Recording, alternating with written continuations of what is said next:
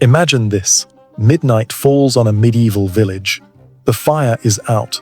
10 souls lie packed in a single room, the air thick with the smell of smoke and damp straw. A goat snores beside the hearth. Somewhere in that suffocating darkness, a husband quietly reaches for his wife. There are no walls, no sheets, no privacy. Only shadows and ears. Now, ask yourself, in a world where everyone was always watching, and everyone was always listening, how on earth did love survive? Forget bedrooms, forget privacy. Forget privacy. For most people in the Middle Ages, even the word room was a luxury. What we think of as a single room was, for them, the entire house. Think of a packed, dim rectangle of wood, or in colder lands, a gloomy structure of stone and turf.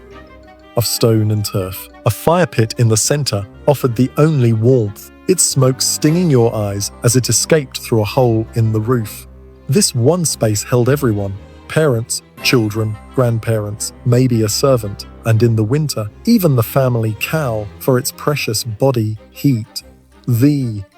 For its land records from 13th century England confirm that most peasant families lived their entire lives in this single, open hall.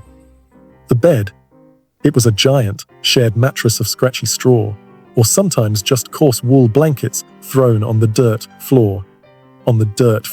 No pillows, no partitions, and absolutely no doors to shut out the world. There was no privacy. There was barely room to breathe. And yet, this cramped, noisy public space was the stage for marriage, where couples strained to find each other in the dark, and love tried to blossom in stale air. So when you live with 10 other people and a goat, how do you find a moment alone with your spouse? You have to get creative. When you can't build a wall, you hang a curtain. In homes where timber was precious, thick fabric became the only shield. These weren't delicate veils. They were heavy, patched woolen cloths strung across beams. They did nothing to block sound, but they offered the precious illusion of separation. For a couple, even this thin barrier meant everything. By the 1400s, wealthier peasants proudly listed bed curtains in their inventories, proof that privacy was something they craved. The famous four-poster bed, draped heavily on all sides, became more than furniture. It was a room within a room, a warm cave where touch and breath could belong to just 2 people, not 10. But a curtain only hides you from view. It doesn't hide sound. So intimacy became a carefully planned strategy.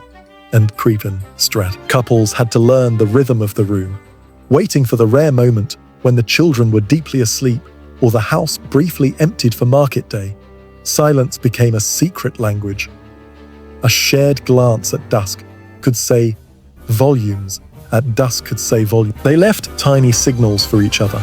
A shoe turned a certain way, a lantern placed in a specific spot, meaning now or not yet. Then there was winter. Darkness fell early, and people slept longer. In that deep, cold stillness, couples found their narrow window of opportunity. It wasn't romantic, but it was all they had. But what if a curtain and careful timing weren't enough? For many, the only option was to flee the house entirely. Couples, especially young lovers, sought secrecy where no one lived, in drafty barns, cold bakehouses, or at the perilous edge of the forest. Places where the cold was biting, but at least no eyes were watching. Church records are filled with confessions of fleshly acts behind the mill wall.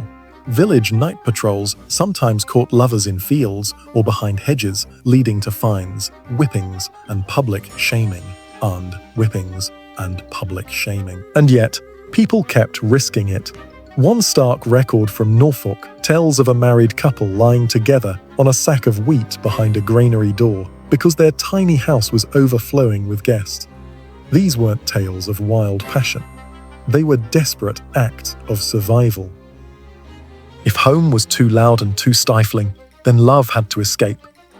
Making things even harder was the constant judgment.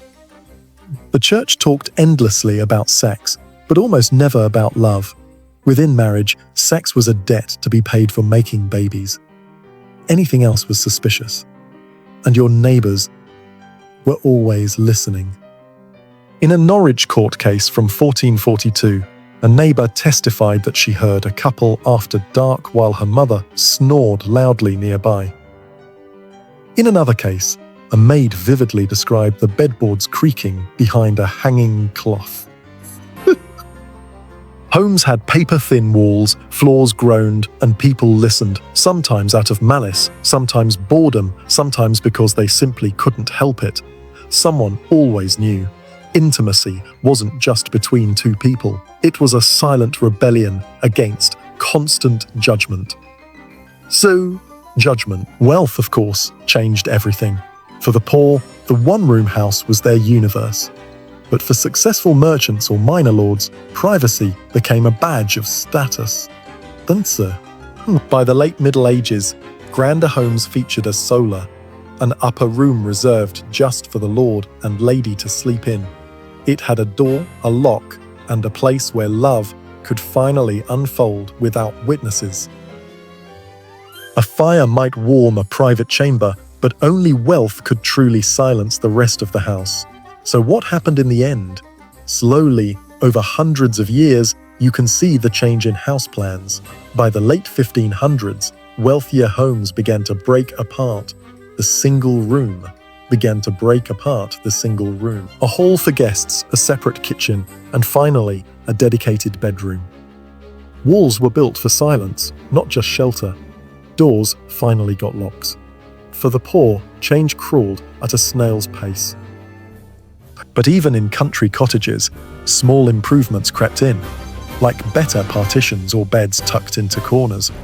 As privacy slowly became built into the very structure of life, intimacy finally found the space to breathe without constant shame and without unwanted witnesses.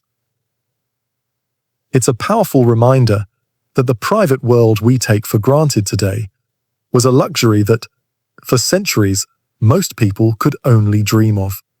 What part of medieval life do you find the most shocking? Share your thoughts in the comments below. If you enjoyed this deep dive into the past, please hit that like button and subscribe for more surprising history.